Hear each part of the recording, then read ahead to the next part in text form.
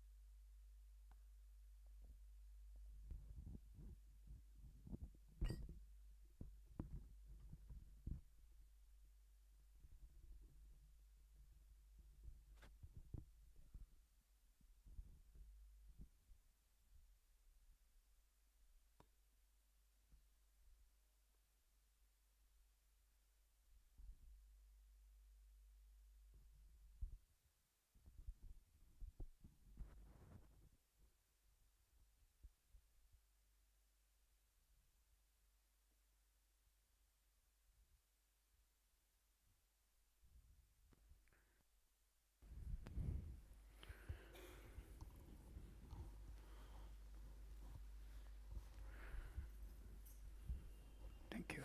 Thank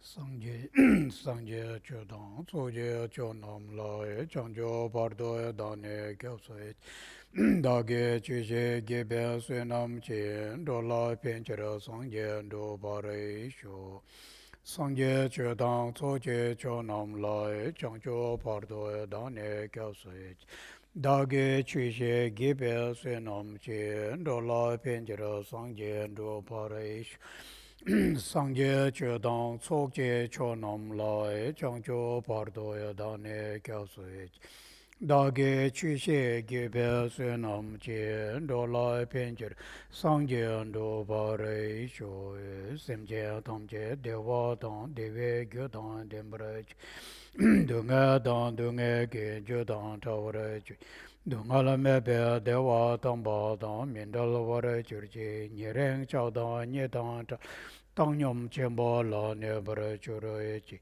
Semje Tamje Dewa Dan Deve Gyodan Dembra Churji Dungal Dan Dunga Ge Jodan Tawa Juje Dunga Mebe Dewa Tamba Dan Mindal Vare Churji Nyereng Chaudan Nyedan Tangyam Chemba La Nebra Churji Semje Tamje Dewa Dan Deve Gyodan Dembra Churji Dungal Dan Dunga Ge Jodan Tawre Churji Dungala Mebe Dewa Tambat Mendava Juje Nyerang Chaudan Nyedan Tal Tangyam Chemba La Nebra Churji Palden Tsawe Lama Rimbo Che Dage Chewa Pede Denjo Kaden Chembo Gone Jezon Te Kusong Tukche Ngodo Zato So Palden Dorje Changwa Rikin Chabda Lama Karmapa Chimkur Kunje June CJ Panjuri Dam Dorje Nanjurma Tinle Gunje Chepa Chuchon Peche Chamda La Nanjur Kupar CJ Ndu Don Me Tukje Kyungwara Kangchira Tsenye Gyalwe Loto Pinzo De Sabye Tenne Pella Chunda Yurin Longcho Ne La Memba Tawon De Jirwa Tichirda Ke Thomar Nyingje Teoparji Tangbo Nga Che Dala Shen Jurshin Dagen Di She Ngula Chakche Sui Chen Chen Tang Rangwa Me Pa Yen Dola Nyingje Churkang Te La Ende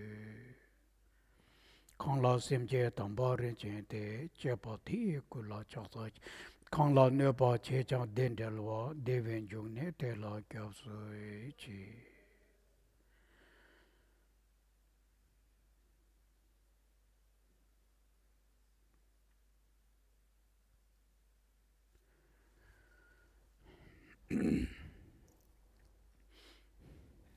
Good morning. All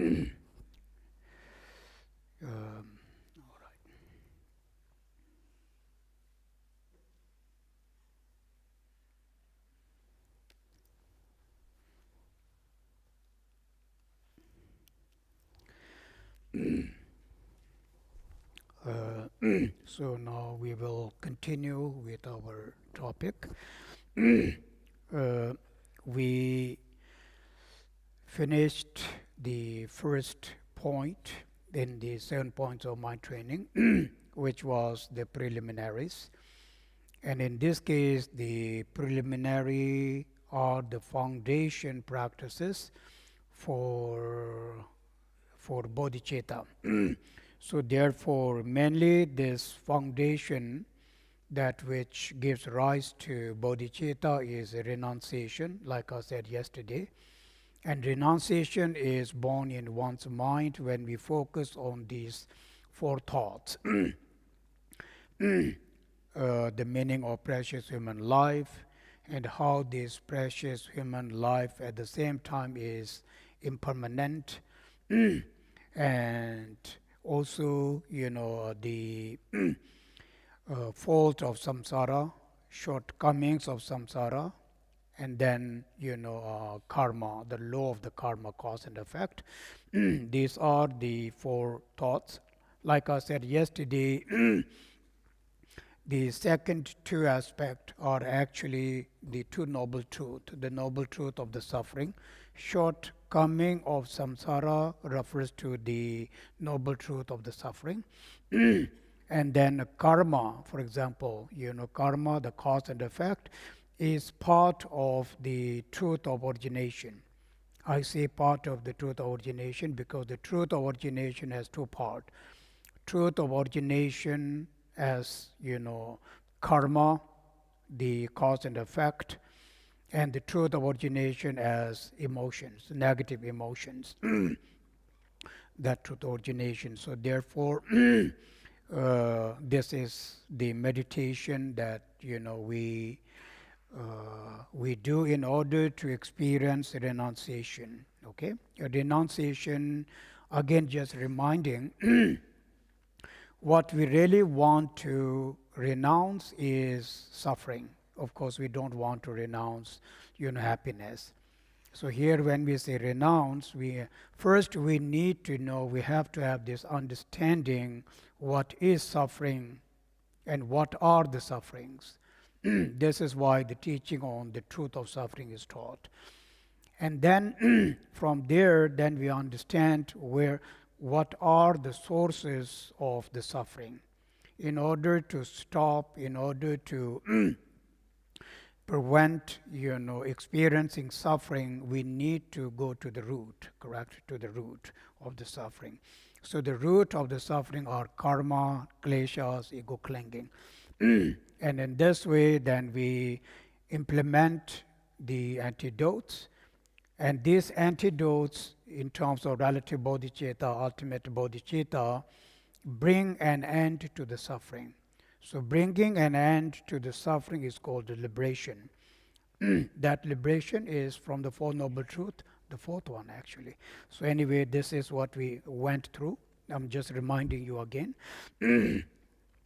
And from as we understand that the category-wise, there are two bodhicitta, just the relative bodhicitta and the ultimate bodhicitta. In most of the root verses of the 7 points of mind training, then presentation of ultimate bodhicitta is presented first, and then the relative bodhicitta is presented, second. In some, it's actually reversed. Again, I'm reminding you, just, trying to remind you this. But I think that's, it doesn't really matter. The order doesn't really matter that much. But in case if you picked up a book, and then you found, you thought it's wrong, it's not wrong. All right, so we briefly yesterday, went through the meaning of what is ultimate bodhicitta.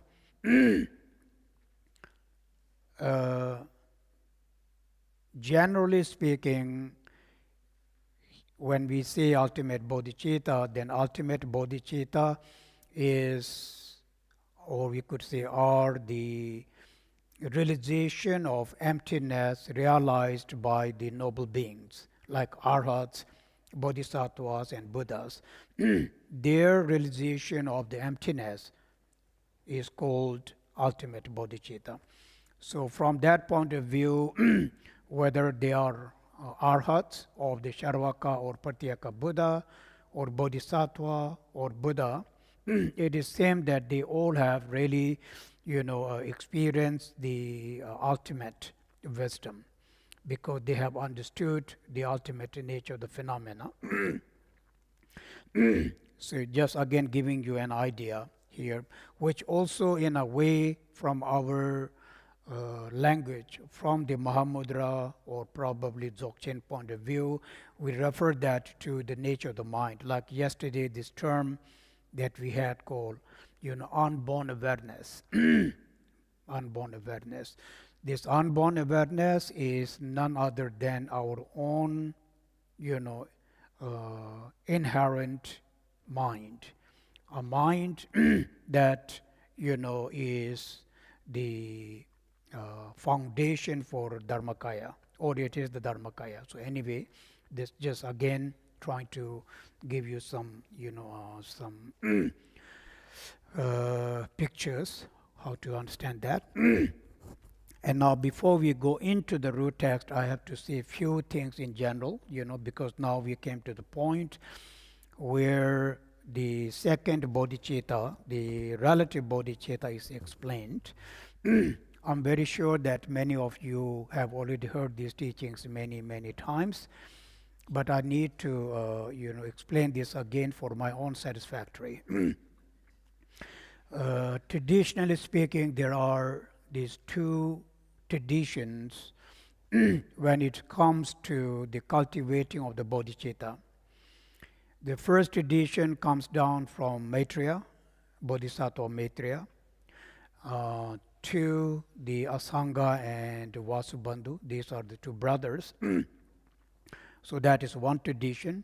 Sometimes we call them the Yoga Acharya tradition also, or Chitramata tradition as well. And then the other tradition is the tradition that comes down from Shantideva, actually from Manjushri, because Manjushri was Shantideva's root guru and his Yidam. So Manjushri to Shantideva and to Chandrakirti, all the Madhyamika masters. Like I was saying yesterday that this Lojong, the source of the main topic of the Lojong, which is bodhicitta, is actually based on Shantideva's book itself. So the source of that is Shantideva. So I'm going to brush through that very briefly, okay, so that we have a proper understanding of that. First, the tradition of Maitreya. There is this thing called, a name actually, I'm sorry, not thing, a name. And the name is called 7 Steps of Cause and Result. So there are 7 points, so to speak, that we meditate upon. And this way, then the bodhicitta is cultivated. So what are those 7s? It's quite easy. I'm going to really brush through that because many of you have heard this many times. So very first, point here is called remembering mother's suffering. As we understand in Buddhism, we understand that all sentient beings are our mother. Okay, so this is from the point of view of remembering mother, we can see, or this knowledge. First, I think this knowledge that all sentient beings are our mother or had been our mother at one point of time. And not only that, the actual ground for cultivating of this is that understanding the suffering of the mother, because suffering is really the ground for cultivating bodhicitta. So in short, therefore, I said remembering mother's suffering. It's very, it gets very hard to bear to see someone you love, someone who is very dear to you in pain, correct? So this is why. And from this point of view, generally speaking, the one that is most dear to one, most close to one from the Buddhist point of view, or I guess generally, is considered the mother. So therefore, the mother, first one, remembering mother, suffering. Secondly, then remembering her kindness. Second is remembering her kindness. Third, remembering to return her kindness.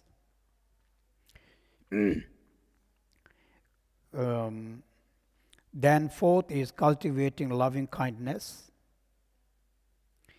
Fifth is cultivating great compassion. And sixth is cultivating great thought. And the seventh, cultivating bodhicitta. They actually become cause and effect. Okay, so now if we reverse this, then we understand that. Meaning, where is bodhicitta born from? Okay, so bodhicitta is actually born from great thought. I will explain this, great thought, okay? Bodhicitta is born from great thought. Then where is this great thought born from? The great thought is born from great compassion. And great compassion in turn is born from loving kindness. Loving kindness in turn is born from the thought of returning the kindness, actually. Kindness of dear ones. here we say mother. Mother is a metaphor, but we can say the kindness of the dear ones, because we don't want to limit it only to one individual, so the dear ones. And that, in turn is born from their kindness, correct? Their kindness. So then it goes backwards. When you think backwards, then you understand how they become, cause and effect. From these 7, actually, the first 3, like remembering mother's suffering, remembering her kindness, remembering to return her kindness, these are the actual cause. And they, in turn, really trigger what we call as the loving kindness. Tibetan called champa, champa. Anyway, loving kindness.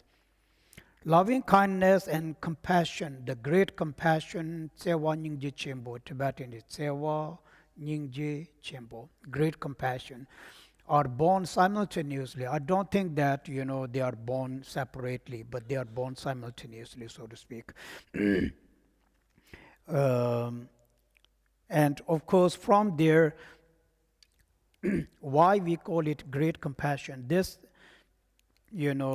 great in the sense of it is great from the point of view of its object.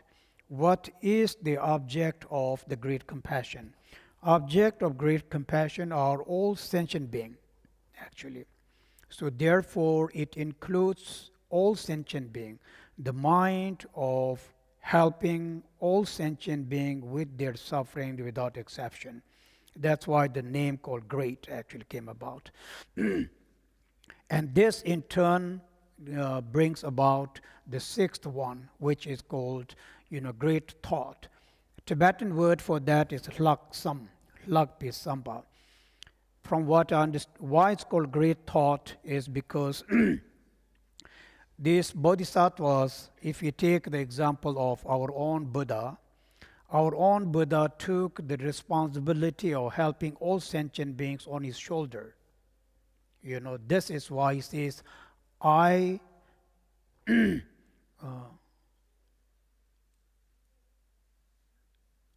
by myself going to help all sentient beings, with their suffering, with their pain, and I myself am going to bring them to the Buddhahood.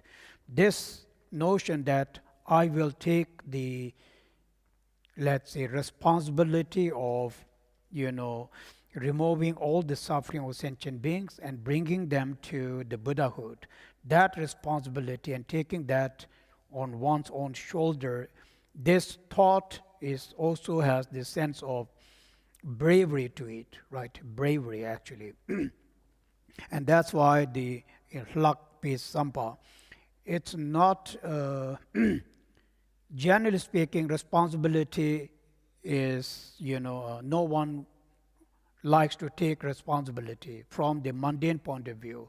If you're given some responsibility, you try to have many excuses, you don't have any responsibility. Just very common things, say, can you watch this thing? You're like, no, I'm busy. So now imagine, the responsibility of sentient beings. It's not so easy. It's not just that, it's actually this, how great their mind is. It explains how great their mind, motivation, thought is. Something that is beyond really our reach. So anyway, we call it laksam. Lakpikasa. It's easy, probably it's a little bit easier to understand this when we think of a bodhisattva. Every single bodhisattva are that way. There are no bodhisattvas who would try to, put the responsibility of helping sentient being on other bodhisattva. Then they don't become a bodhisattva, right? There is no bodhisattva who says, oh, I had enough and now I'm no longer going to do it, and I just am tired, I'm exhausted. No such thing exists. They never get exhausted. They don't mind the time, so to speak. the time that they have to remain in this samsara in order to benefit sentient beings. That kind of courage, that kind of, let's say, altruistic mind, correct? Or altruism, probably you can call it. That actually is called the Lakvisampa.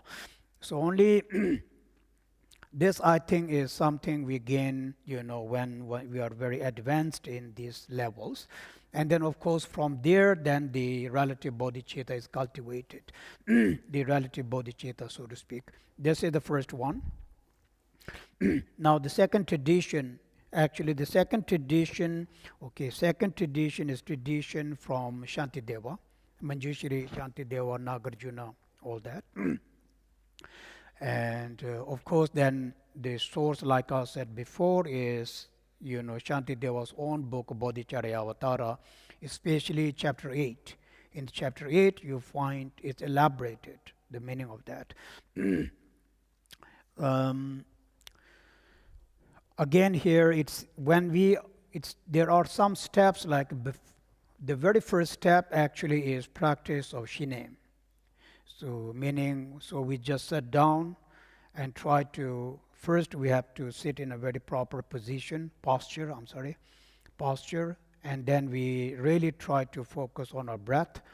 In the meditation book, it says we, breathe in and out 7 times. We give 7 times so that our mind can rest. Once when our mind rests in this calm abiding, then if possible, you can do a Guru Yoga practice, in Guru Yoga practice. After the Guru Yoga practice, then we do this practice of these, any practice, the practice of the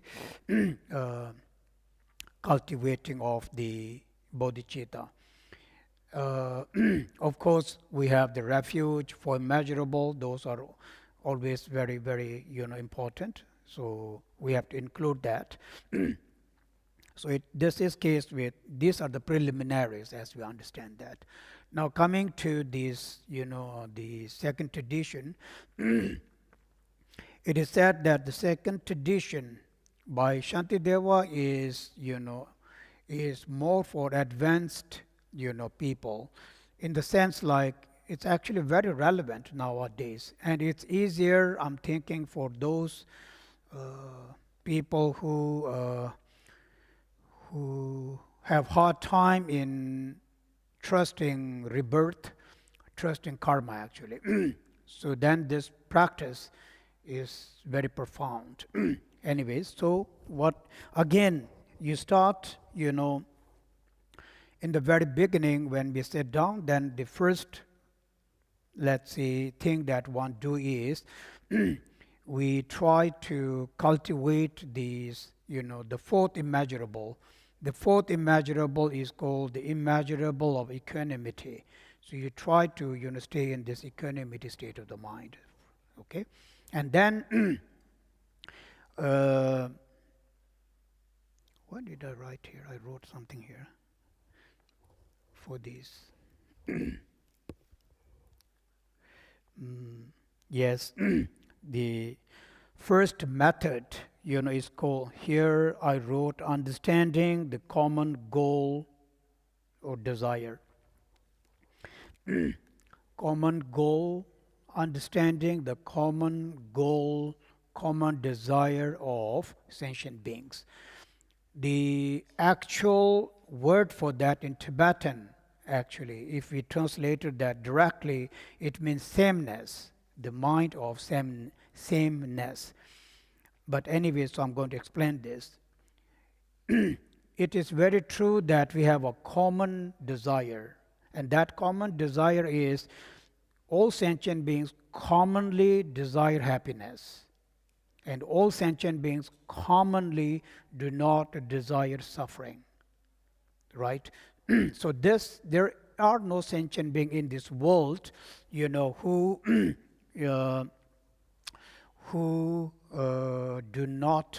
who desires pain and who do not desire happiness, correct? So that is in Tibetan called Dakshin Nyamba. It doesn't matter actually. Common. I like it because many a time it really seems this way. It really seems that that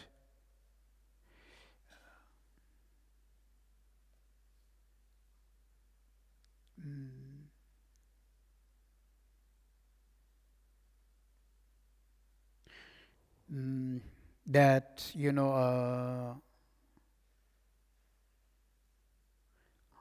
or I should say, we lack this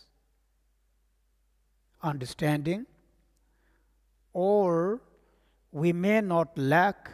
It's not that probably we don't understand that, but we always put our own well-being before the well-being of others.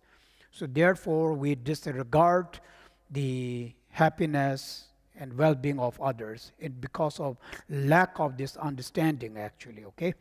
So therefore, Shantideva in his book actually, he says that it is so important to understand. You want happiness, that's okay. But at the same time, other sentient beings also want happiness, and likewise, you don't desire pain like all other sentient beings also don't desire happiness. So there's no difference between you and them. Then why you put yourself, your own well-being before the well-being of others? When, it is actually same, the motivation is same, the desire is same. So this is to help, this understanding, this knowledge is to help us to have this, realization that, that all living beings, commonly want to abandon suffering and commonly want to gain happiness. So this is, shortly, this is what it meant, the first one. But the actual practice of the bodhicitta then is actually based on the second category. In the second category of the practice, I think I wrote it. I wrote here, putting oneself in others' shoes and in others in one's. In Tibetan, we call it, the direct word for that in Tibetan is actually, it's like trading oneself with others, or you could see exchanging oneself with others. Probably the word trading is good. It's like you trade yourself with others. So from this word, probably we don't get much. Now what it meant is, so how do we do that? How do we do this meditation, this practice concerned? There are these two actually way of doing this. The first way of doing that is, this is the actual practice, is we call it reflecting on the fault of self-cherishing. In Shantideva's book, he very beautifully actually explains this. What is self-cherishing? Chinzin interven Chepren Zinpa, meaning self-cherishing. Let's just stick to that. This, thought in us that always, that always puts one's own well-being before the well-being of others first, okay? Second, we totally ignore the well-being of others. This is the definition of that.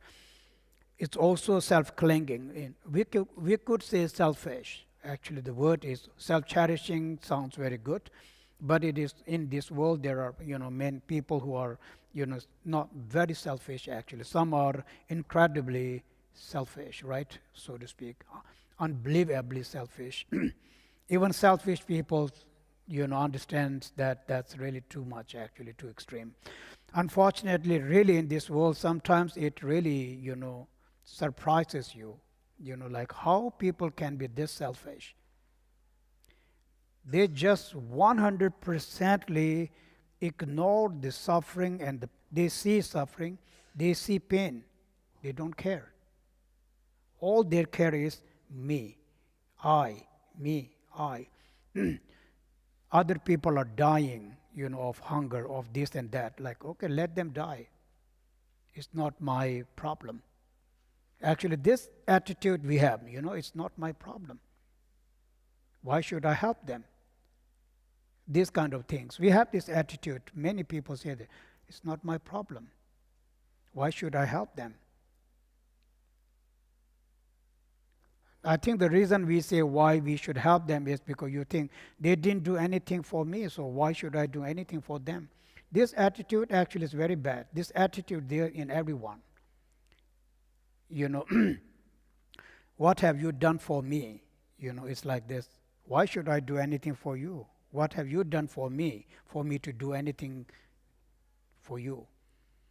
Then there is no sign of any. So this mental attitude in us is called self-cherishing. And we find this in us, in other people, very similar. Of course, in some it's very strong, in some it's less. But nonetheless, we have this attitude. This mental attitude or this mind is the one that is the source of suffering, actually. Like Shantideva says that all of our pain, later on there is a slogan which will come up, all of our source of our suffering, pain, is rooted in this mental attitude of self-cherishing, actually. Or we can say self-clinging. We usually say that, okay, as a Buddhist, it's a little bit easier. We usually believe that, okay, this is because of my karma. To some extent, it's true. Every good thing that happens to me, thanks to good karma. Every bad thing that happens to me, thanks to bad karma. And we kind of relate to that, and it is true. But behind that karma, there is an emotion. Correct? There is an emotion. Behind that emotion, there is this, ego. So it actually is the doing of that ego, that clinging, that notion of I, self-cherishing. To the extent that people even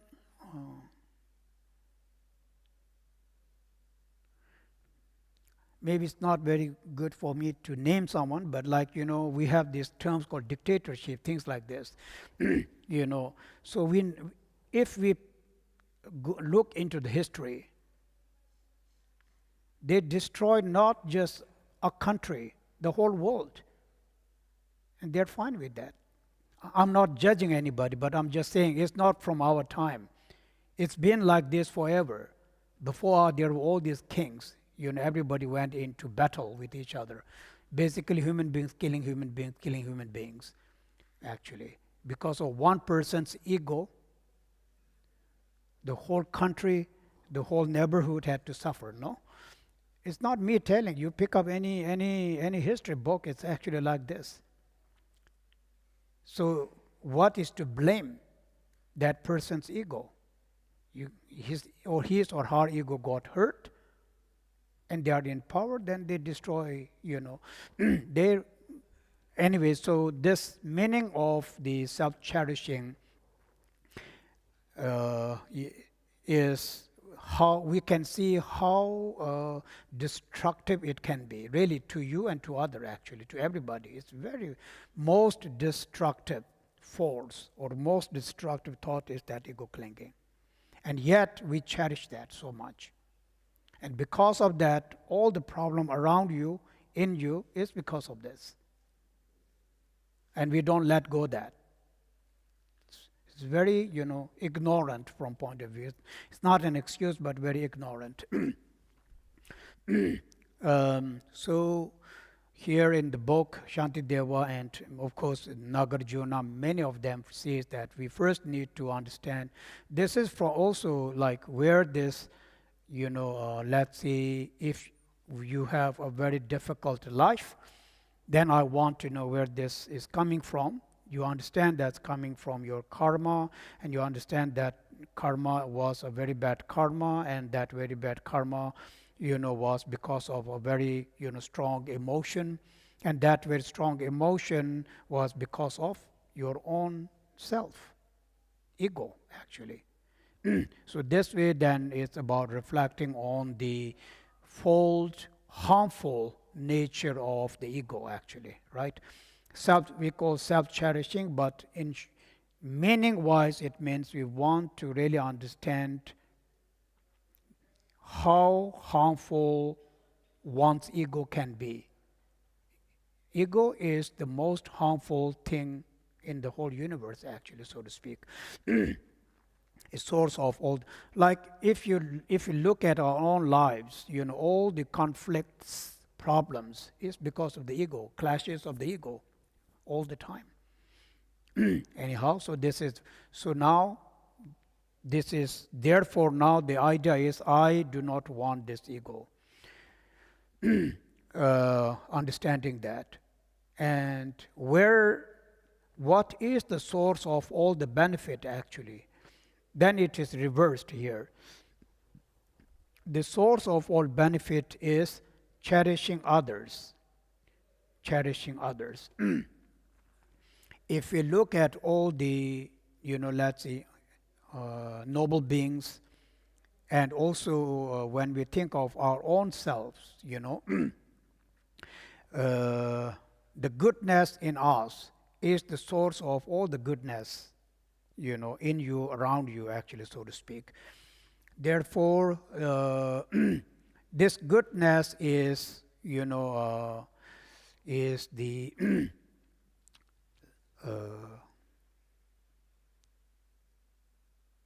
the thought. Again, it's reversed here. Then one puts the well-being of other sentient beings before you, and one ignores one's own well-being. So it's reversed, as you can see. These two are reversed. If you look at these bodhisattvas, like I said before, all Mahasiddhas, we can see that they do not think of their well-being actually.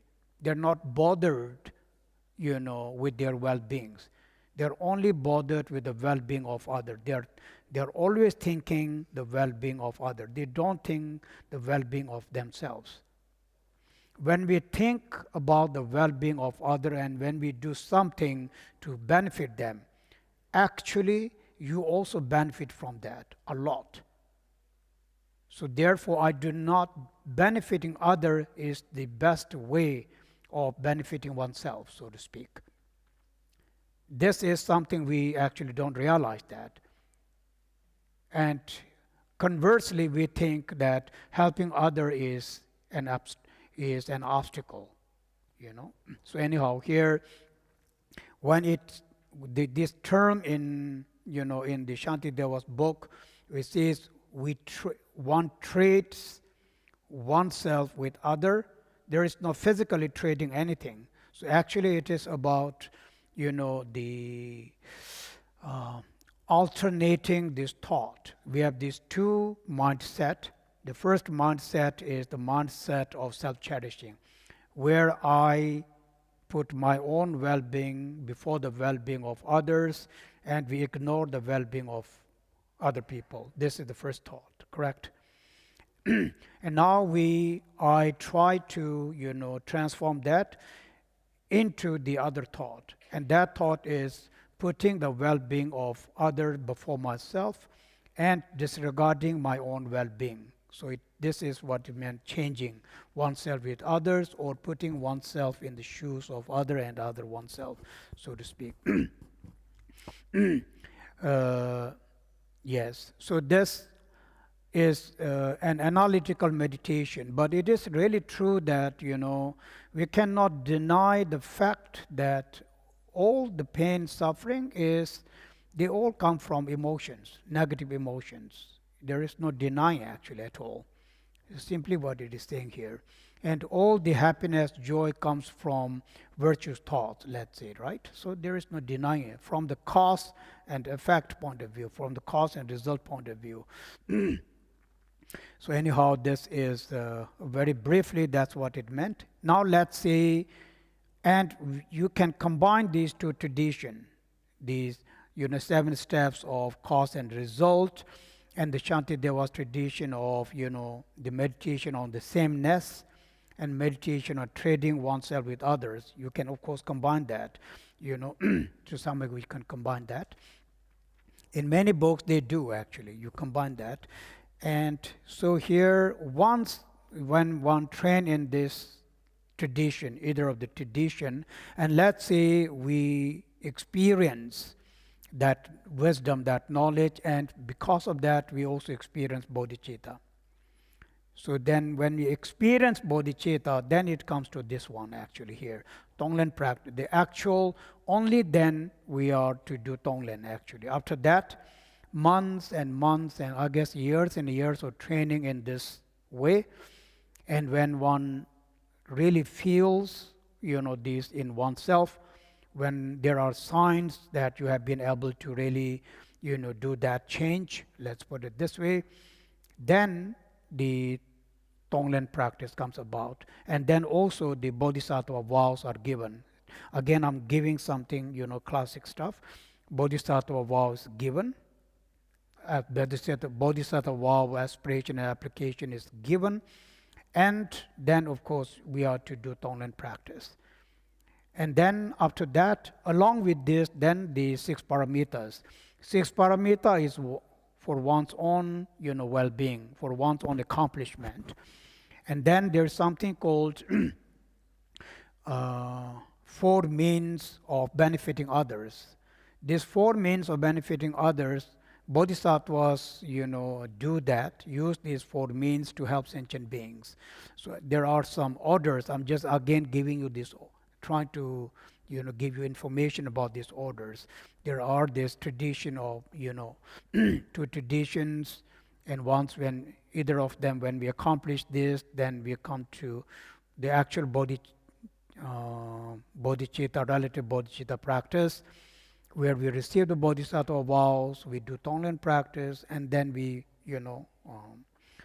also engage in 6 paramitas, and as a bodhisattva, the 4 means of benefiting others. So I needed to say this so that there is, a comprehensive, I would like to believe it's comprehensive, comprehensive talk regarding this, the methods how to cultivate bodhicitta.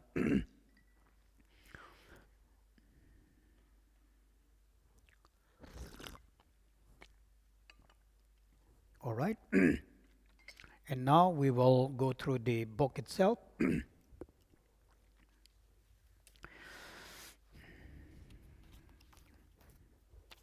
Oops.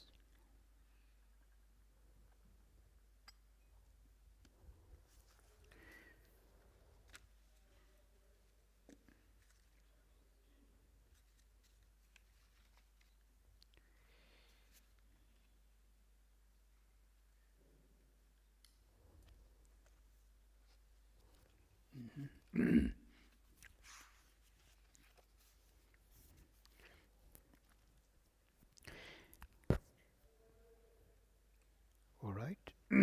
So the root, verse goes like this. Sending and taking should be practiced alternately. These 2 should ride the breath. Okay. First, this is something I think, again, most of us know. Tongwa and Lenpa is directly connected with, with this tradition of Shantideva actually. Sending or giving, giving away, sending. It's also a send practice of generosity too, correct? So what are we exactly sharing or giving is concerned. First, we sit in this meditation. You do this practice of, meditation on changing of oneself with others. Let's put it this way.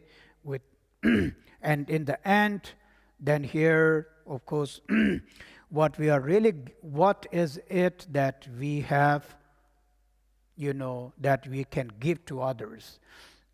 that can benefit them. Is concerned a lot of things actually.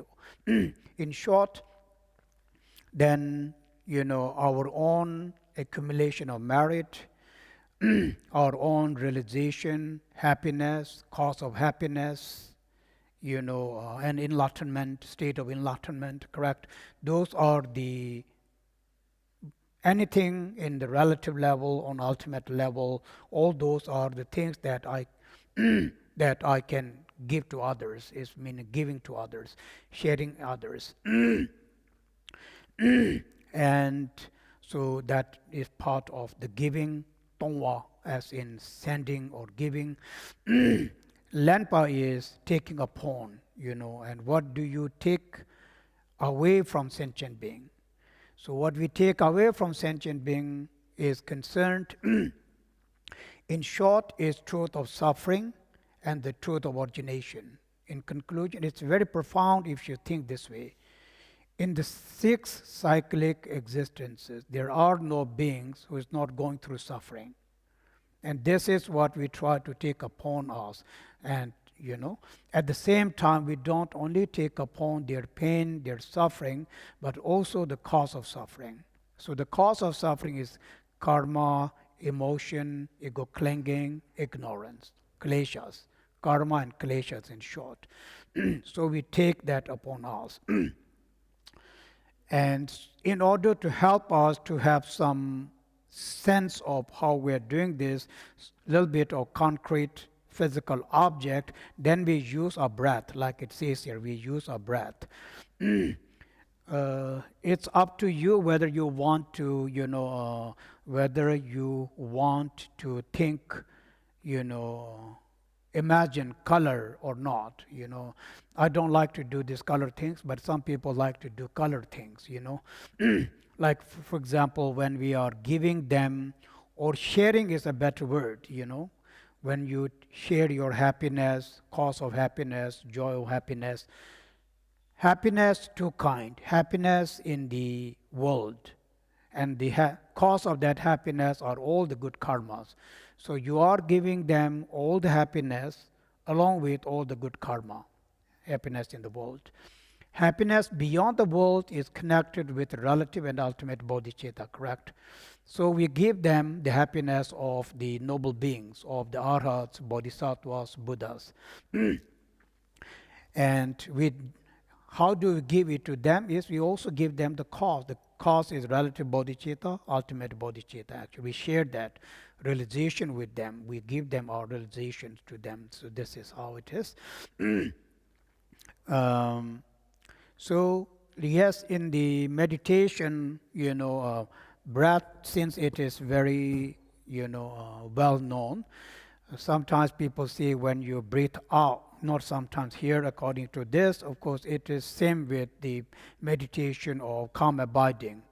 In the calm abiding meditation, you don't do tonglen, except, you are just really focused on the breath. Here, it changes. Here then, so you can imagine when we are giving, then of course you are breathing out. And when you breathe out, if you like, you can think that the color of our breath, the air is white. You can think that. But it's not needed actually. And then you can also, if you like to feel a little bit, and then when you breathe in, since suffering, pain are not very good, so you can think a gray color or black color. But personally, I don't think these are very good ideas either, because you get, a lot of concepts is there. Black, white, this, that. It's not about concept. It's actually about the meditation, the power of your bodhicitta. We are here mainly trying to feel the compassion. These are all method, correct? What I'm thinking of giving and what I'm thinking, taking upon is a method. And with this method, if I feel this compassion, if I feel this bodhicitta, then it doesn't matter at all. It doesn't have to, you don't have to count, or whether this suffering is coming or not, or that, happiness is going or not. There's no going and coming actually in reality, right?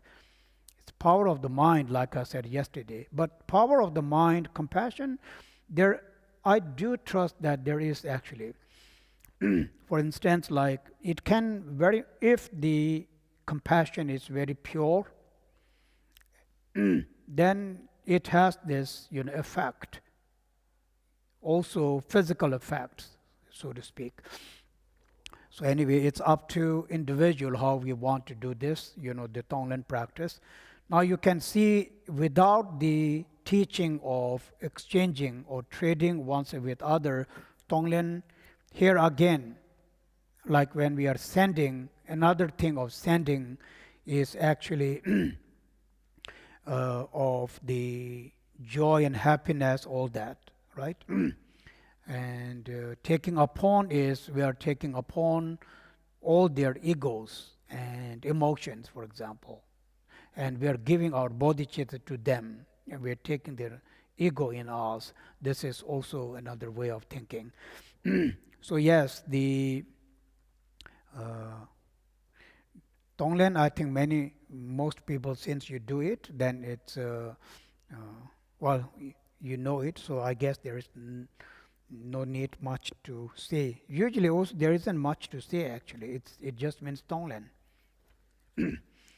All right. So I'm going to read forward now. But please please do focus on this explanation of what does it mean by self-cherishing, and why, is self-cherishing wrong? Why this self-cherishing is the root of all suffering. It's very important actually. And also we want to know why cherishing other. In short, actually it means ego clinging is the root of all suffering, my own ego clinging, and bodhicitta is the root of all joy and happiness. In short, this is what it meant. So yes, when you read the commentary, you will find, and also Shantideva's book, chapter 8, he explains this much in detail. We really need to do something about that, about this mindset, the mindset that we have. And here then I think it's a very much combination of both relative and ultimate bodhicitta, because can you see that it's an analytical meditation, correct? We are sitting, meditating, analyzing.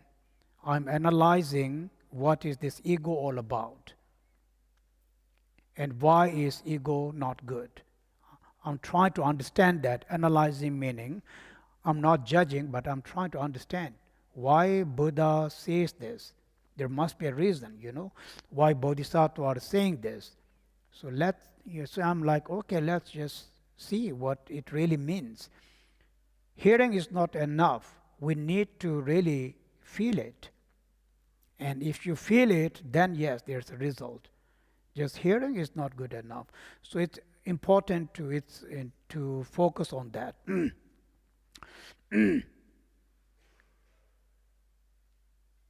Many a times I myself become the obstacle for my own success, actually. It's my own ego. Many a times my own ignorance becomes the obstacle, So therefore, anyway, so this meditation is, you can see we need the help of wisdom. Without the help of wisdom, it's difficult to do that. In order to do that, you need some wisdom to do it, some knowledge to do this. So we want to do that actually. All right. Mm-hmm.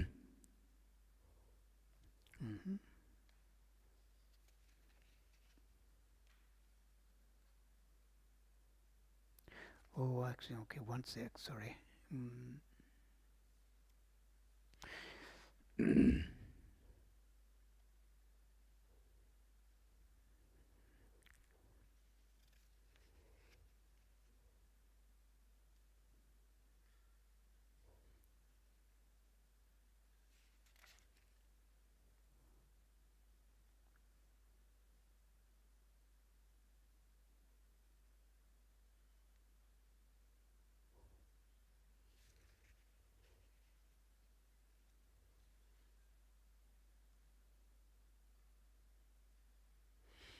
Okay. So we will move forward. Where is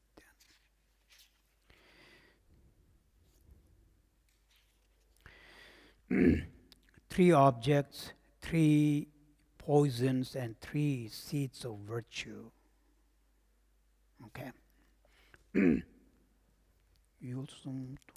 It's again very profound mind training. What it meant is quite simple actually. It means first is an individual who is very dear to you, someone you really love. Okay, first one. So someone who is very dear to you, someone who you really love, we have attachment to that, for example. So first one. Second one is an individual who you hate. Because of that, anger comes about. And the third individual is a stranger to whom you are indifferent to. What it meant is that here 3 poison we call tuksum. 3 poison, the 3 root poison, ignorance, attachment, and anger. And they are born from these 3 individuals. So here, again, it's an analytical, let's say meditation. And okay, the 3 virtues, first I will explain that. 3 virtues is when I am, let's say I have an attachment, to this dear one, loved one. And when I become free from this attachment, so then I am without attachment. This mind, that which is without attachment, is actually called root virtue. Because then, you can, root virtue meaning a very profound virtue can be born out of that. Likewise, let's say towards enemy I have this, anger or hatred. Through meditation, somehow I manage to overcome the anger. Then now I'm anger free. If I'm anger free, then the anger, when there's no anger, then there is the room for all the virtues to take place.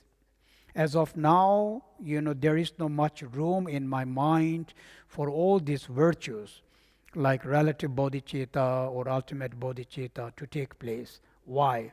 It's occupied.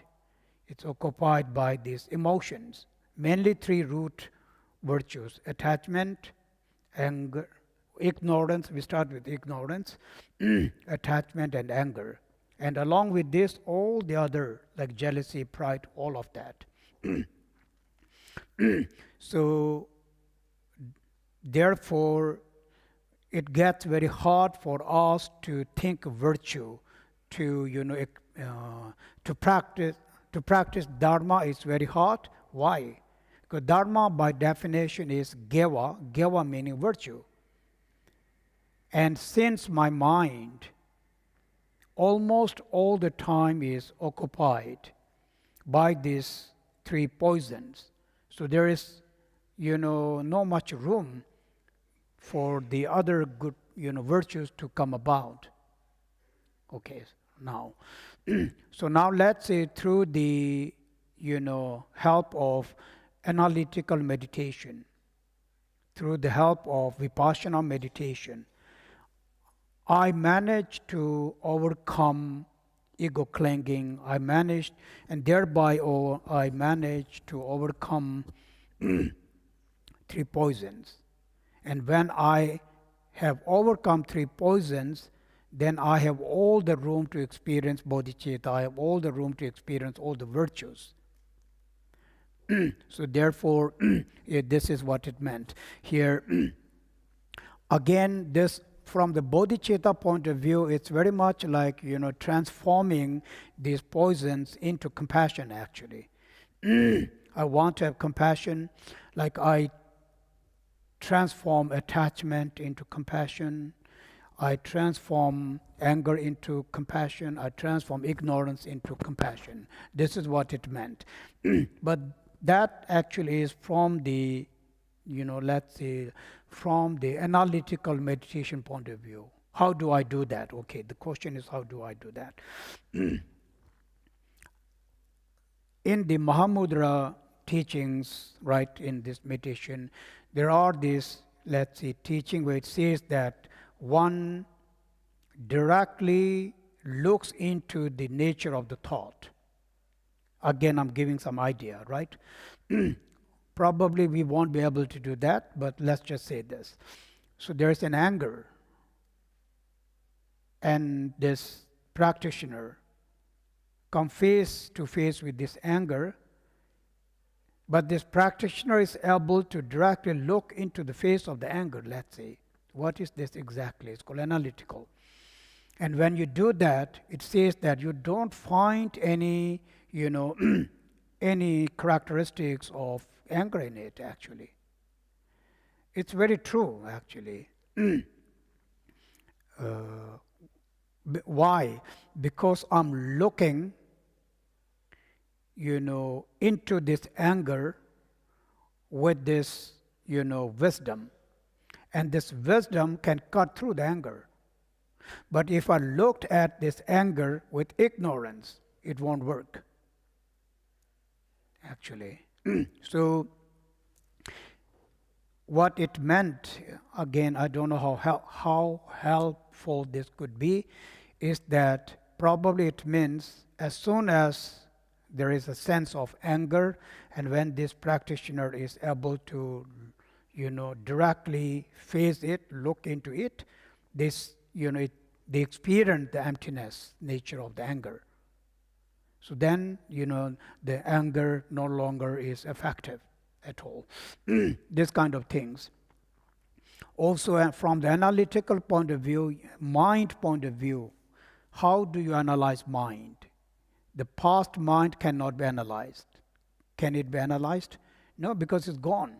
How are you going to analyze something that's not here? Future is not here yet. So what is left is this very moment. So what you are analyzing is you are analyzing this very present moment of the thought, of the emotion, which is very short. Present is very, very short, right? It's just, in a split of a second, it goes away. So in this way, when one directly, nakedly looks into that mind, then they don't find that mind. Is what the Mahamudra teaching says. I'm just trying to convey that in the best possible way I could, actually. Okay, so these are the things that we find in the teachings. Sometimes I feel like it's actually very simple, sounds very simple. Probably it is simple,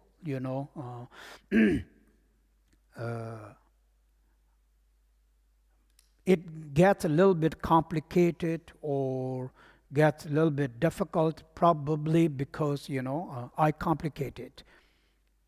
Okay, what I'm saying, I hope, I'm understandable. We get too creative in our mind.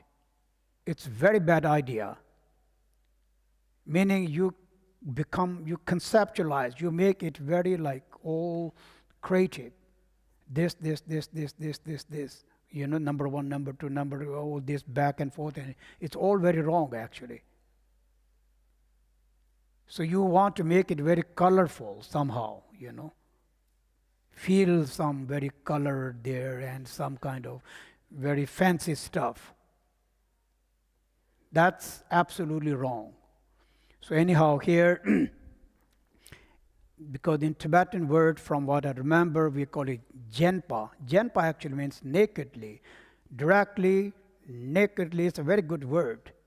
Then there is no conceptualization. You see the nature as it is, correct? I'm thinking, you see the mind as it is. That's it. Or the thought as it is. So then you see the truth. This is, the some ways of so this is, let's say, an analytical meditation, or Lakthong meditation to help us to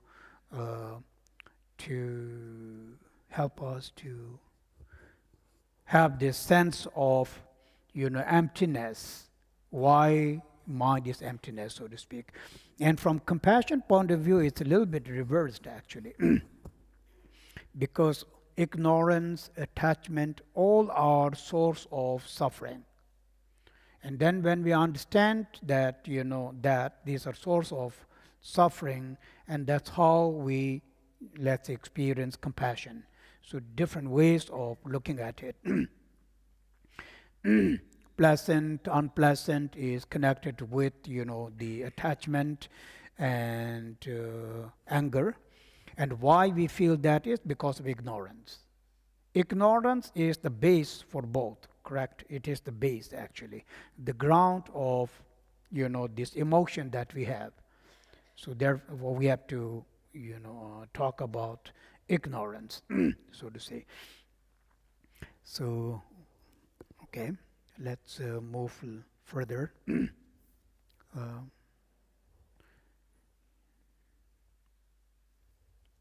poisons, okay.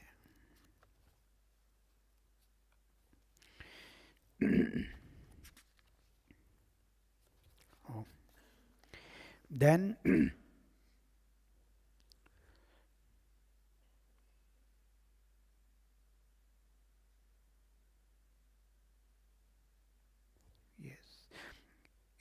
in all activities trained with slogans. Okay. This is, okay, again here I forgot to mention, I'm sorry, there are two actually, the meditation phase and the post-meditation phase.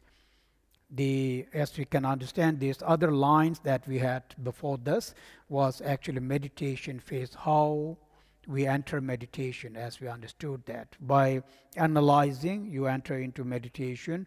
And now let's say you are able to hold this bodhicitta and then you remain there, whichever in the Tonglen practice. So you do Tonglen practice based on this, on the meditation of trading oneself with others. Say somehow you are able to rest in the nature of the mind or in the bodhicitta, then you hold it. That's part of what we went through. And now it's about post-meditation. In the post-meditation, like it says that,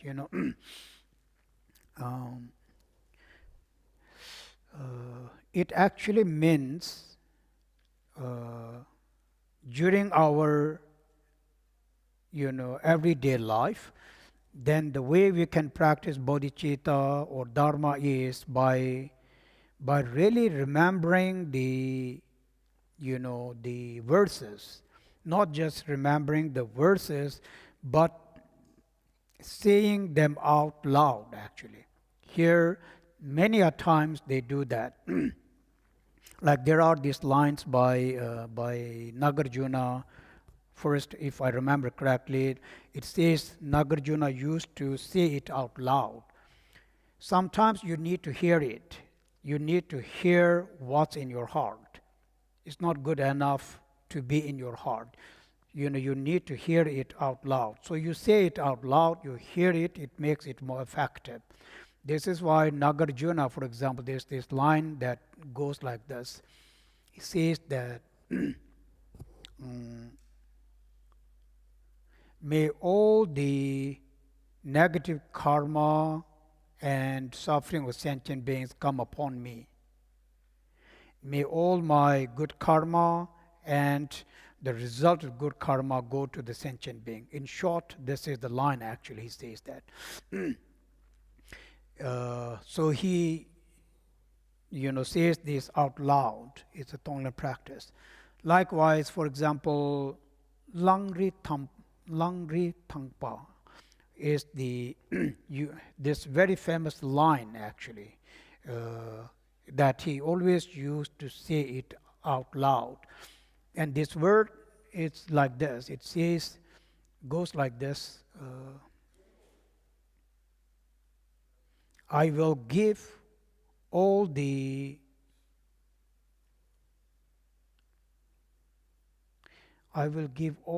victory,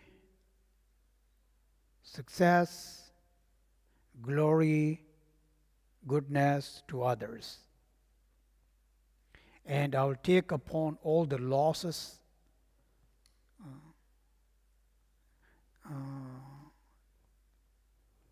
yes, all the losses and all the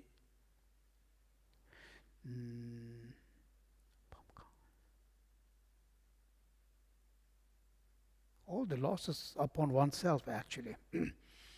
This verse actually was the verse that Chekawa, got very inspired with. In Tibetan, it's very strong. When we say it, it's very, very strong. Actually, the line goes like this: says, I give all my victory, all my virtues, all my quality to all dear sentient beings. Actually, dear sentient being is very important word in this one. It says, and I take upon all the losses, all the failures of all dear sentient beings upon me. It's very much like saying that may come upon me, right? All the failure, all the losses of dear sentient beings may experienced by me. So this, but he used to say this out loud. There are many, let's say, verses in Tibetan which I'm a little bit having a hard time to translate. So we say it out loud is saying you say it out loud during your everyday, activities. It's another line actually that I like.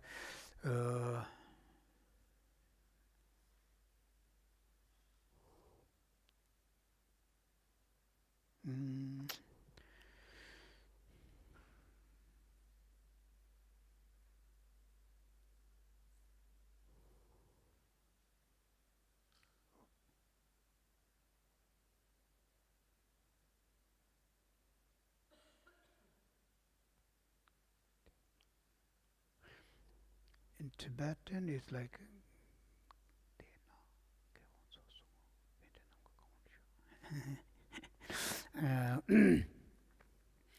Dena Geotso Pendinam Kakamorshu. Okay.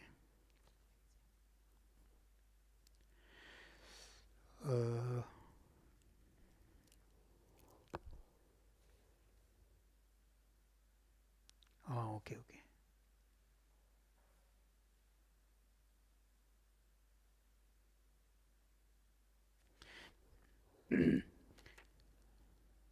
In Tibetan, it goes like this: Dena Gewatso Sungo Pendinam Kakamorshu. Dena Gewatso Sungo.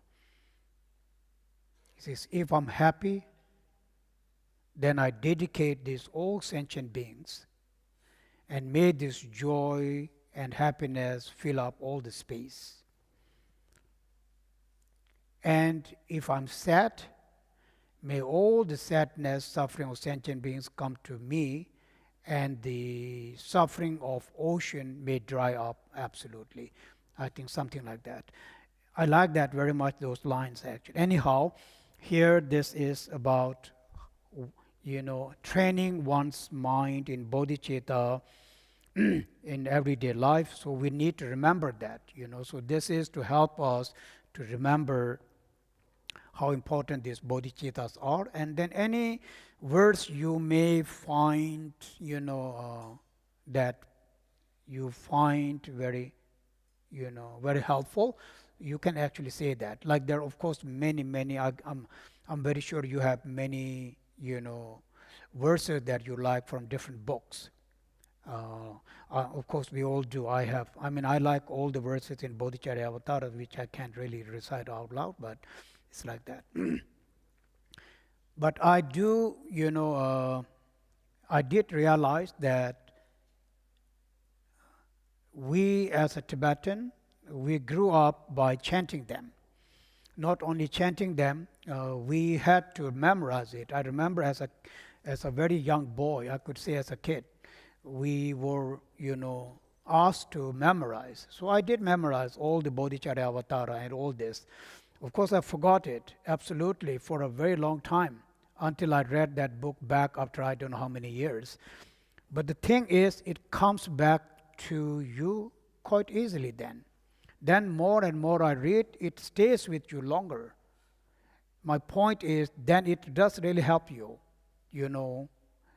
a lot actually, because it's in you. You remember these things. So this is what probably this here, the advice is saying that when the Dharma memory is very important, because Dharma memory is going to help us, during our everyday life. And to keep this memory, fresh, from time to time we need to chant them, is what it meant actually, right? Chant from time to time. Some teachers, my teachers told me that I should, the Bodhicharya Avatara should be my everyday practice, for example, things like this. Probably it is same, not just me, not because I'm special, but it is actually almost all the monks and nuns do. So it's not that I'm special in this regard. So yeah, it's you could do that too. It's very, trust me, it's very, very, it's more powerful than listening teachings, so to speak. You listen to teaching, but when we do these chantings, they have this wisdom. I sometimes feel that bodhicitta comes from these books, so to speak. I know this doesn't, but it feels this way, because of the power of their teaching and wisdom. Now you sit and you are in a state of meditation, correct? You are really in a state of meditation. You're chanting and you are in a meditation and you try to experience every word, every sentence. Try to understand that. So it's very, very, very profound and very, very direct help. Actually, it's a very direct help, something that helps you very directly. It opens up our eyes, very much.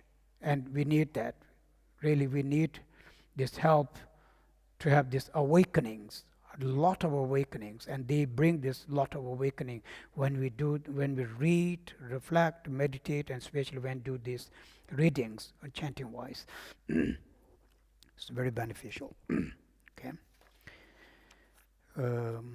So now I want to finish this. Okay, so we move on now. I thought I'll say more, but I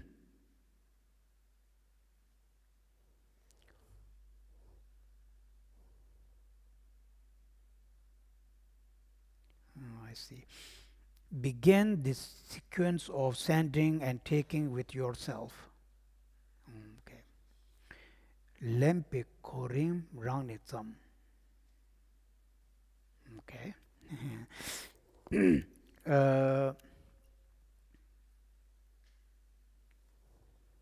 It means that in some ways it actually means I need, to have compassion to myself as well.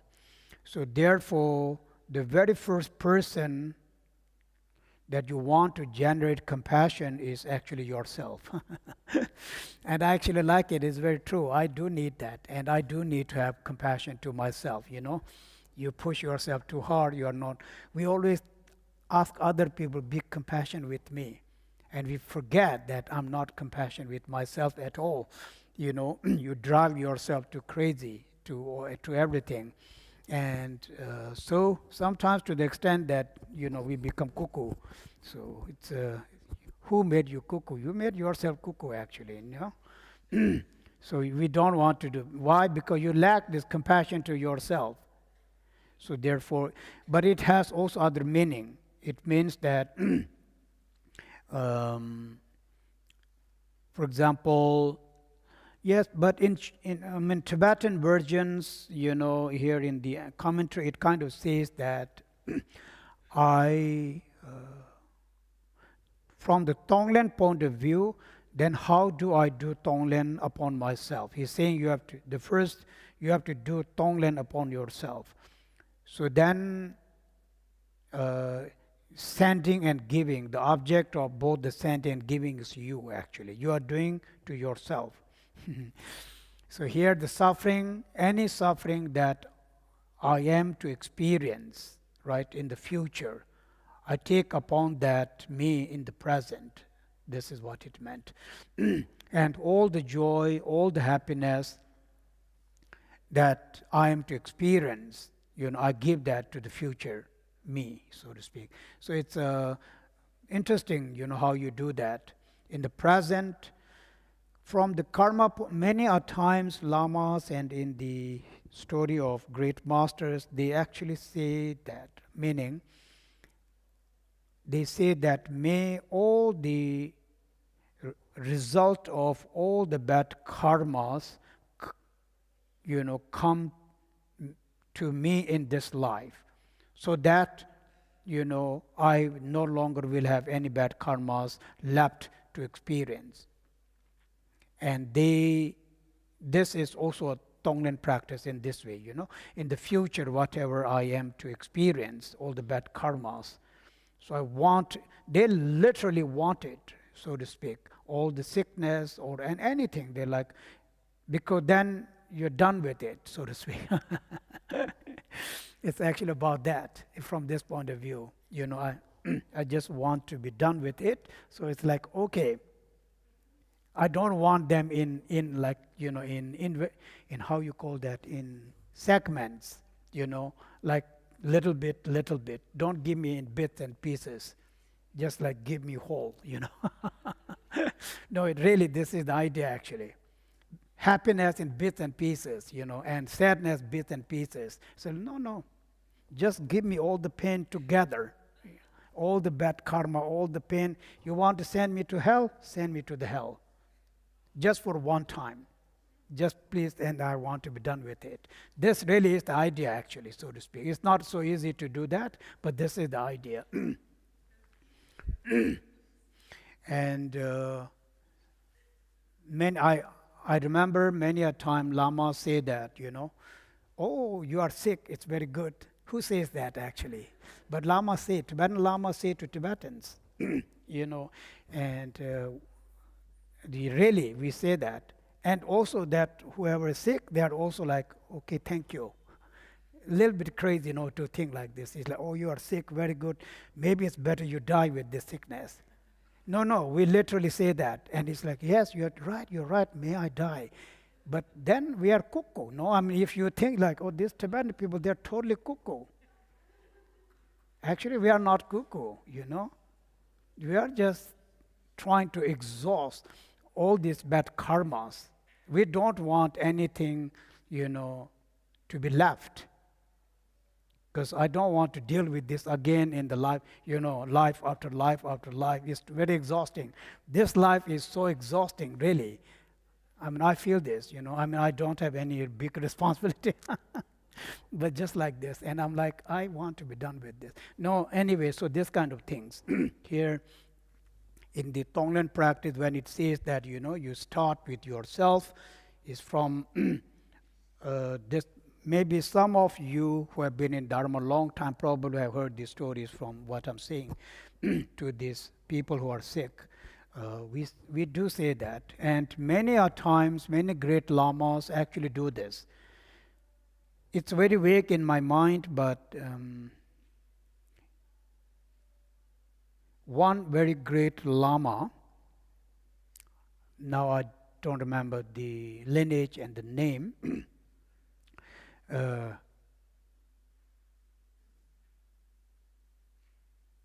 got sick. He had this small sore on his feet, actually, very little one, somewhere down here, okay, on the feet, one of his foot. Was very small. Then it grew and grew.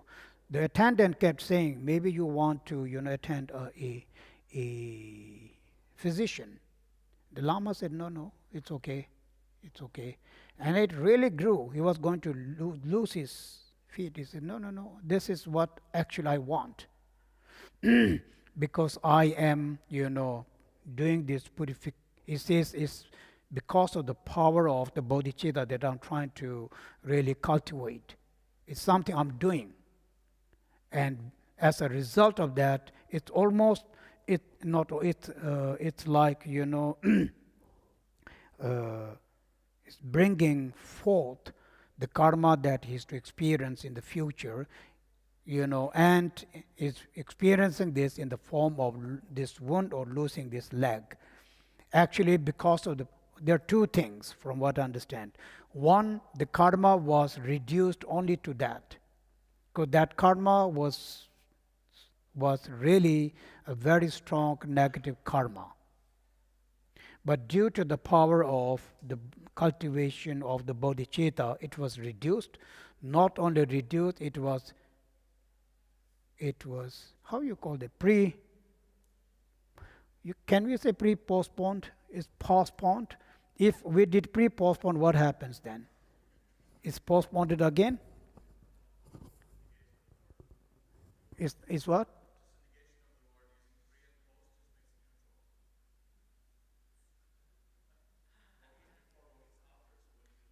So if what is pre-post?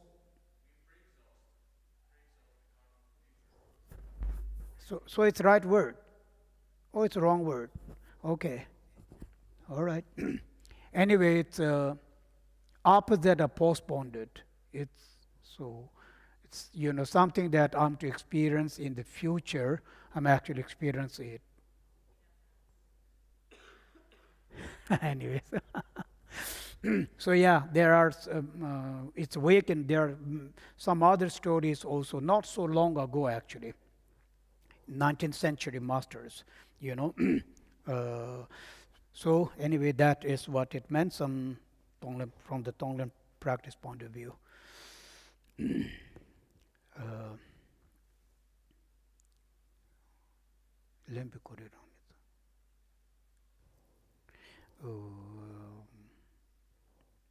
I think I will do that. So we finished. This is the second point. The bodhicitta part, the reality of the bodhicitta, and now we are in the third one. I think we should do a little bit of the third, the third point.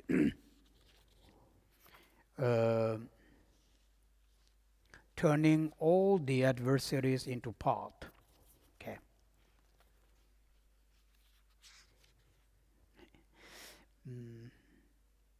Right. So I'm reading the verse now. It says, when the world is filled with evil, transform all the misshapes into the path of the Bodhi. This is summary of what we are doing. But this is interesting, when it says, when the world is filled with evils or devils.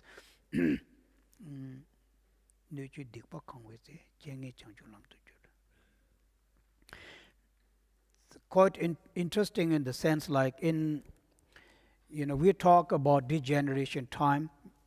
Those of you who have been following Dharma a long time, probably this concept of the degeneration, especially from the Buddhist point of view. We talk about degeneration. So I think this is the degeneration time, is saying when the world is filled with evils. In Tibetan, it makes sense to me to many a time. It basically means that human beings are becoming more and more aggressive, and we are losing our values, meaning like our compassion, humanity. In short, it kind of means now the humanity is sort of vanishing. It's not all vanished, but it's vanishing. This is what it meant by this one, right? When it says, when the world is filled with evil, evil. But this is not now. We think we're talking about now. These teachings were given in the 8th century, correct? In the 8th century, 9th century. So it's talking about those times. And now from there to here is very, very big difference. So nonetheless, it is, in short, is just saying, describing the universe we live in actually. And not the universe itself, but what is happening with the mind of the human beings, I should say, not sentient beings here, but human beings. So degeneration of the mind, actually, in according to Dharma teachings, there's degeneration of the mind, and this is the degeneration of more in term. It means our emotions become more intense. Correct? It means emotions. So, and when our emotions are very extreme, then yes, then the activities that are brought about by these emotions also become very extreme. That's why we have very extreme people, So probably we could say we are very extreme from that point of view. It's a good word, I'm thinking, meaning like I am extreme in almost in everything, so to say, because my way of my mind is extreme, right? Am understandable? When we think like of our own thoughts, you will understand why you are extreme actually. We always tend to be little bit more extreme, a little bit more extreme. This is also another meaning of this. There always have been emotions from the time immemorial, right? Human beings, our emotions, all that. But because we live in different time, in different universe, the conditions have changed. And because the conditions have changed, therefore emotions, due to this condition, then emotions also, reflect accordingly. If we thought of, not so long ago, like 80s and 90s, and now, there is a big difference in terms of conditions. Before there was social media, but only like media in terms of news.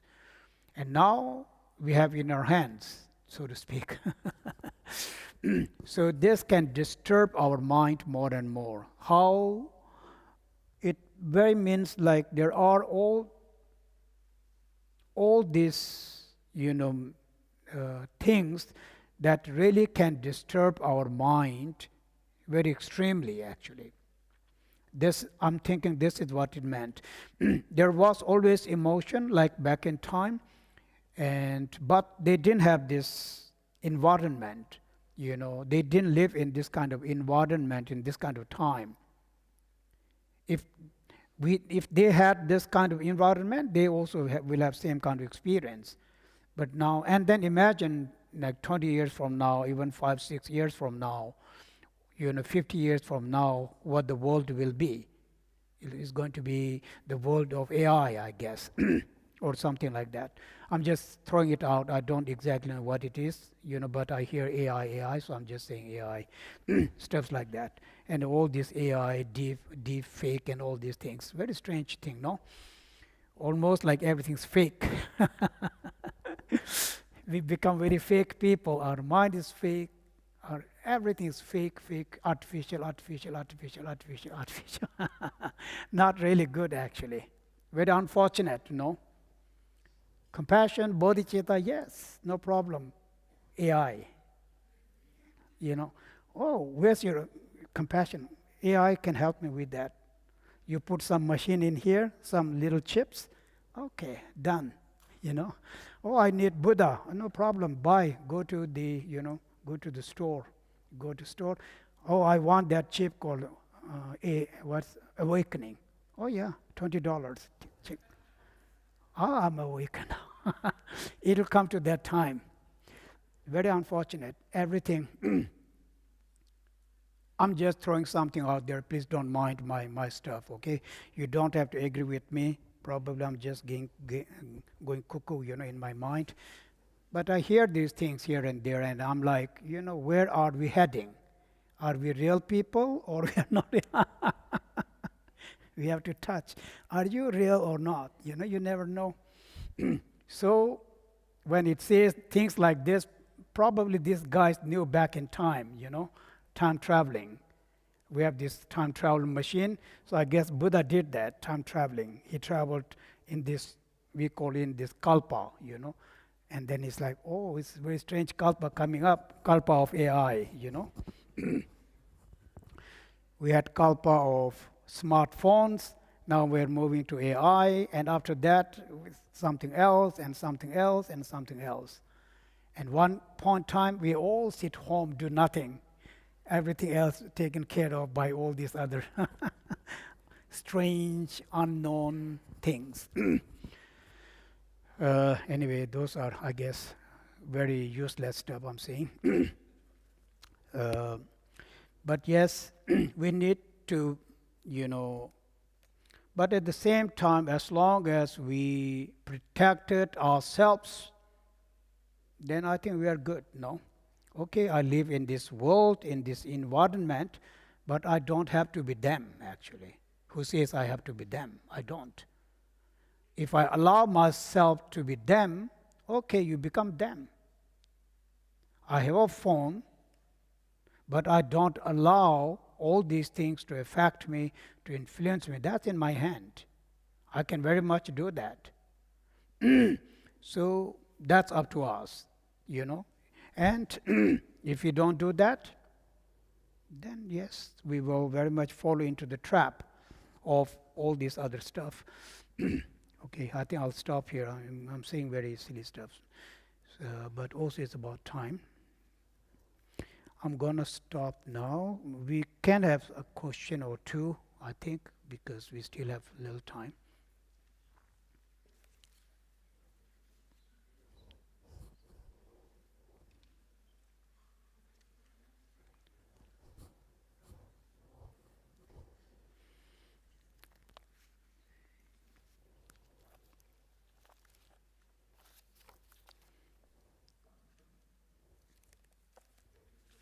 Mm-hmm.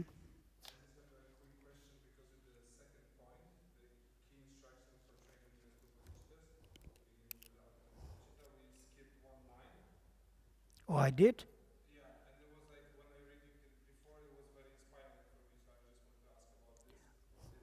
Oh.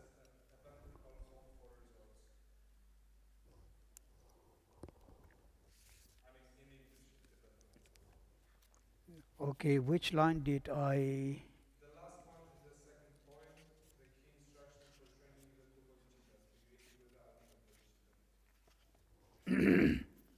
First part, In the relative bodhicitta. the ultimate bodhicitta. The Uh, last line. In post meditation, be a child of illusion. And the next line? What next line? Oh, okay. Because in this text, the part it was explained by Shama Rinpoche, there is the last line of the second point, the instructions of the ultimate bodhicitta. It says, abandon all hope for results. Okay, I think it's the same for the last line here when it says be like a child. It doesn't. Okay. So the abandoning all hopes is a little bit like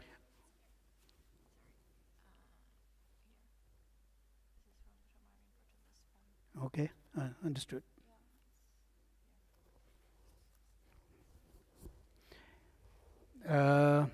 Right, it's not exactly part of the Lojong itself actually. In the Lojong book here, in Tibetan version, it could be translation of something else, but in the Tibetan version, that's actually is maybe it's talking in reference with the, in reference with the like it says, we have to take everything as an illusion during the post meditation. So therefore, this meaning of, abandoning all hope, it basically means we, don't want to have an expectation, correct? So this expectation will be not there if I had this realization that everything is an illusion. Actually, maybe it's connected with that. Yeah.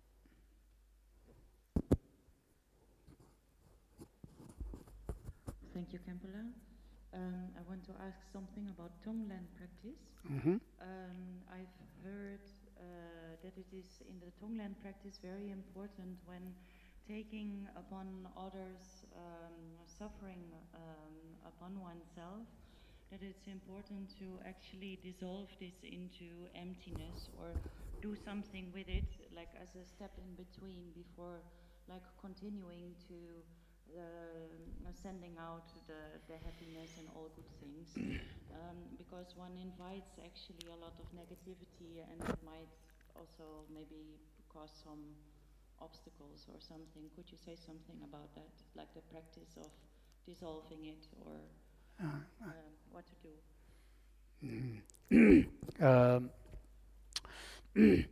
It's actually it's very natural, meaning like when we breathe in, then usually it kind of goes all the way to the navel, and then it's not that we have to think it kind of dissolved or something, but generally that is very much the end of it actually.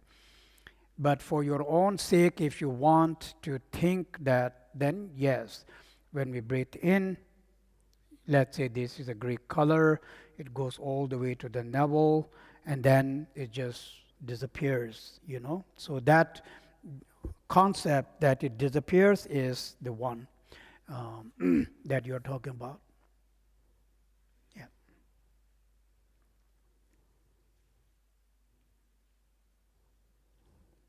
Khenpo, thank you for your teachings. This question is from our friend Olga. How to be compassionate toward myself without being selfish? How can I find a balance between self-compassion and selfishness? Okay. Probably you are having compassion because you are selfish. No? I'm sorry, but I'm thinking this, okay. No, let's say I have ego problem. No, selfish is not a very good word. Let's say you find out you have an ego issue of an ego. So you don't want to have this ego issue. So you feel compassion to your ego actually, or to yourself, that you understand my ego is a problem, and I need to find a way to, to reduce that ego. Probably that. So what I said is correct. The reason I feel compassion is because I understand that they understand that my ego is a problem, and I understand this ego is what is causing me suffering. Correct. So therefore, it is true that from that. Dear Khenpo, thank you first for the teachings. Mm-hmm. On the concept of degenerate times, I was wondering, considering that Karmapa himself said sometimes that Tibetans were quite stubborn people who you really had to push towards practicing the Dharma. And with that in mind, I wonder how much of this concept of degenerate times is more a relevant pedagogical tool to push people, because I'm also looking at the world. First of all, the world we experience is, well, an experience of our mind, image of our mind. And if we look at the world, we can nevertheless see some improvement. The abolishment of the death penalty, for example, the improvement of women's rights, all this is pointed towards that. So how do you see this? Is this because of course the world is full of evil. I'm not questioning this at all, and of course this is a huge motivation. But just could you give your thoughts on the context of degenerate times in this? Right. Okay. All right. From what I understand, probably it's not Buddhists, that talks about how time is changing. We always talk about time is changing. If I'm not wrong, when we say time is changing, we are not always saying in a good way. Most of the time when we say time is changing, probably we're saying it not in a good way. Of course, change is not always bad. There are, of course, both. Some are good, some are bad, but nonetheless, there's a change. Probably we are focusing more on probably the change in the sense, change as in like, probably the negativity is sort of a little bit more dominating than the positivity. So since it is a little bit dominating, then we call it degeneration, right? But that does not mean there are no positivities in the world. Of course, there are positivities. So it's, I think, from the domination point of view, so to speak. But this actually is not only Buddhist. I guess in all the religion, probably they talk about how the world is changing. I mean, we even talk about the end of the world in many things. So it's a universal concept, correct? As far as we call it degeneration. Let's say, let's not say degeneration, but let's say, change of the time. So we cannot deny that, there is a change in time. But what that change is actually is the question. Whether it is a good change or a bad change, or that is actually something that we cannot absolutely say that, okay, it's absolutely good or absolutely bad, right? To make that decision is a little bit difficult, actually. So the meaning of degeneration, actually, it just means that, in every, let's say, world system, there are, people go through different, phases. So these different phases are named as degeneration, I guess. Yeah. Thank you. Mm-hmm. And if I may add one last addition, I work with AI, so just for context, we currently, just to, as a note of maybe calming the worry about AI, it is currently basically a little bit destroying itself. So AI is feeding itself with AI and by degenerating itself. So maybe we're not living in a world of AI in this future. Thank you. Good to know.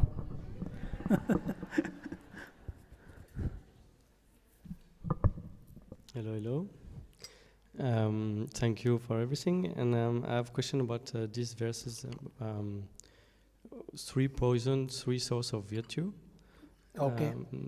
Like anger, attachment, and ignorance. Mm-hmm. Could you give more detail how this is poisons? Poison is a metaphor, as you know, okay? Yes. Because if you're poisoned, then you will have pain.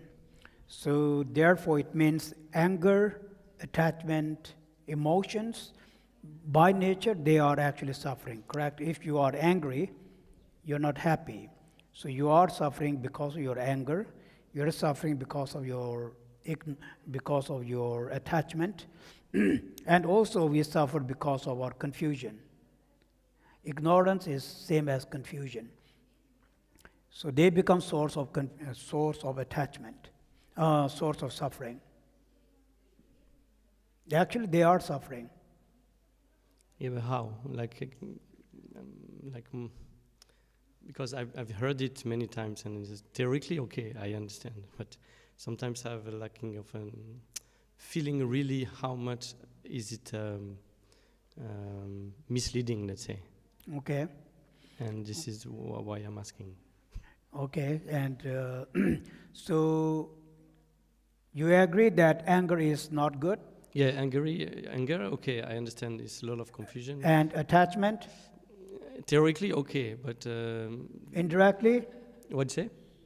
You say directly, okay. No, theoretically. Okay. In theory, yes. So then on a practical level, why it is not, why? I don't know, sometimes because it gives also sometimes... Happiness? yeah, but happiness short term. Like, of course, after when I'm missing the person or the object or whatever, I feel Suffer. sad, yes. There you go. You understand now. Okay. Okay. And ignorance? Can you elaborate on It's ignorance? more about confusion, actually. Confusion can really create, many a times when you don't understand things, it stress you out. What? When you don't understand, let's say you have something, Yes. and you are able to figure it out, you're not able to figure it out. You get angry, don't you? Mm-hmm. Why? No, can you, because the sound Because is... you are confused. Yes, okay. That's it?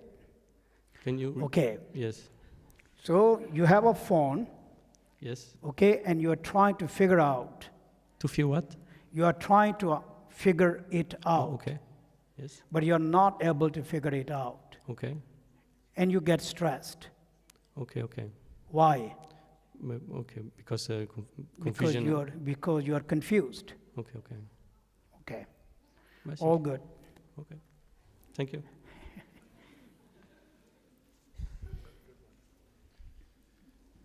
Hello, Khenpo Tsering. I I had a question about, before when you were speaking, you were talking about chanting and memorizing the way of the Bodhisattva. But for us, I suppose you probably, did you chant it in Sanskrit or Tibetan? Tibetan. Yeah, Tibetan. So for us, if we would chant it in Tibetan, like, we Won't make sense. It wouldn't make any sense. So, Right. okay, so would it do us any good? So even like yesterday we were doing Chenrezig, it's actually difficult for people like me to even visualize it at the same time that we're saying it, because we don't really know the words. Yes. Like I don't know the words, So then you stay in emptiness. Huh? Then you got very good opportunity to be in emptiness. Yeah, empty, Yeah? empty. I'm working on empty. But No, but okay, so that's... okay, but I'm wondering from a practical standpoint. Yeah. So then, would we want to try to chant it like in English with kind of our own thing, or Yeah. you think that would be the way? Yeah. Very much. Okay. Of course, then it's... When I say chant, of course, I mean in your own language, of course, not in Tibetan. Okay, thank you. Well, actually, no, because just to ask one more question about that, because sometimes we had some teaching that there's like a certain power in the vibration of the words, like in Tibetan or in Sanskrit or something like Right. that. Okay, so what do you think about that? Okay. I believe every language has that power. It's not just Tibetan or Sanskrit. In any language, there are these powerful words, right? Also in English. So it depends when how they strike you, depends. So it doesn't have to be only Tibetan or Sanskrit. Although Sanskrit is very rich, in terms of Dharma, it's very rich because it's written keeping Dharma in mind. From that point of view, there's a difference. But language-wise, every language languages are very deep, but how we understand that language is up to us, I think. Meaning a word, So it's if you when you like say it in English, and it will have same kind of effect when you understand the meaning. Correct? It's about understanding the meaning, actually. Yeah. Because, like, if you take the mantra Karmapa Cheno, right? So 16th Karmapa gave the mantra Karmapa Cheno, Talam Oli and Hana. And then it's like... No, that's not true. It's been there forever, actually. Okay, but he also told it to them, Okay. Maybe, I'm not saying it was original or whatever, but he told it to them. And then, as you said, it was there forever. So in one way of thinking about it, it's like an echo through space, like all the way back to the time of the Buddha. Okay, so do you believe that? what is that? You are saying that, are you asking about Karmapa channel or just a word? Any mantra or something that comes from the Buddha, anything that I comes see. from the Buddha, because the Buddha was there, and then the Buddha made like a ripple in space, through space and time, whatever that might mean.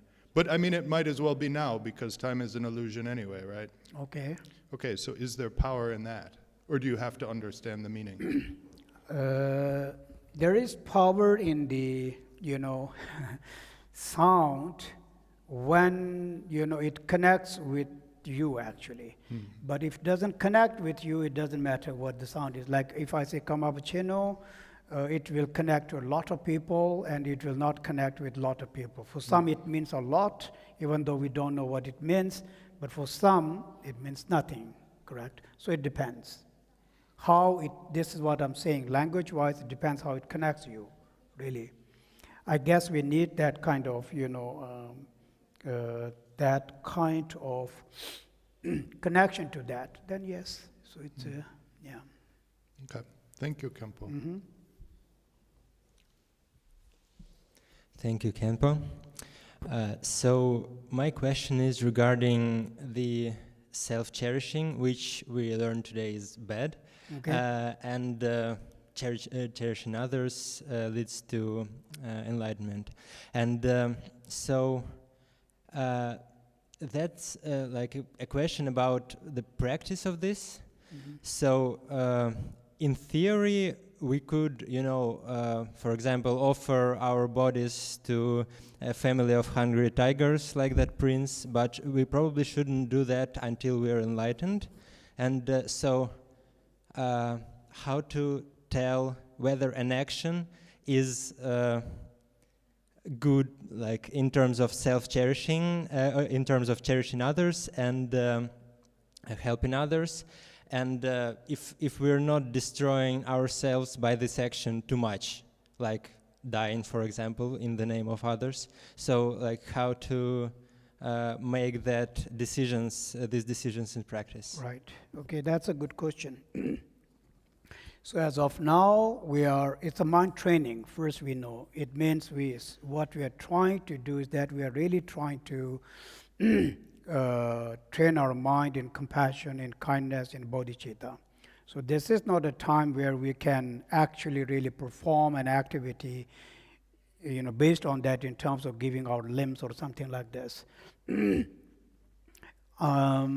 So at the same time, it's actually it's not about giving limbs and all this. It's about how we change our mindset. Like right now, our mindset is, self-centered, correct? Is self-centered. That is called self-cherishing, is self-centered. So, and the self-centered mind, we are trying to make it more broader in the sense like we are trying to include, other individuals as well in terms of benefiting. So we try to include other people, more and more other people in our thoughts. In terms of compassion, in terms of kindness, we're trying to include more and more and more people. So this is a way of how we expand, we could see how we increase the strength of our compassion, kindness. So that's the mind training. And yes, when we truly experience this, let's say, this meditation, or when we truly experience that, that transformation, so to speak, then one very naturally, becomes selfless. One very naturally, loses the self-cherishing part. One don't do anything, actually. So it's actually about losing the notion of self-cherishing and gaining, let's say, the notion of cherishing other. In other words, like I said, what that meant is that it means slowly and gradually it helps us to lose ego more and more. We lose ego more, we become less and less egoistic, I should say. That's what it meant, actually. The less and less I become egoistic, then I become more generous, correct? When I become more generous, from that mind, generous mind, compassion, kindness also become very generous. Right now, let's say I have compassion, kindness, but not very generous. So now you see how it actually opens up with this. So this is the training we're doing now.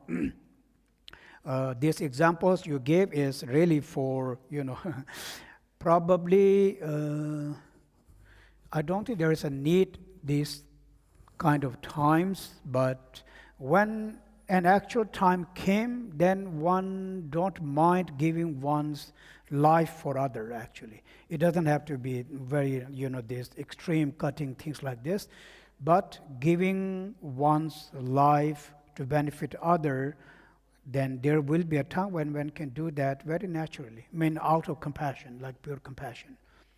But until that time, until it becomes natural, then of course we don't do it, correct? So it's a very natural process. I guess we have to wait until that time. Thank you. All right, I guess now it's lunch time for you.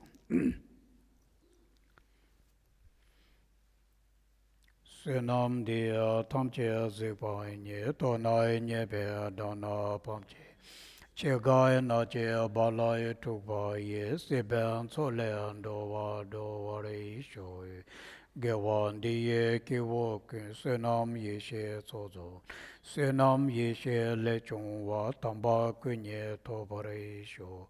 Minjaro lombo kuye tachi sho, yanla tukcho sunge tachi. Tadala time tukche tachi sho, gyalwe kusong tukche tachi sho. Okay, thank you.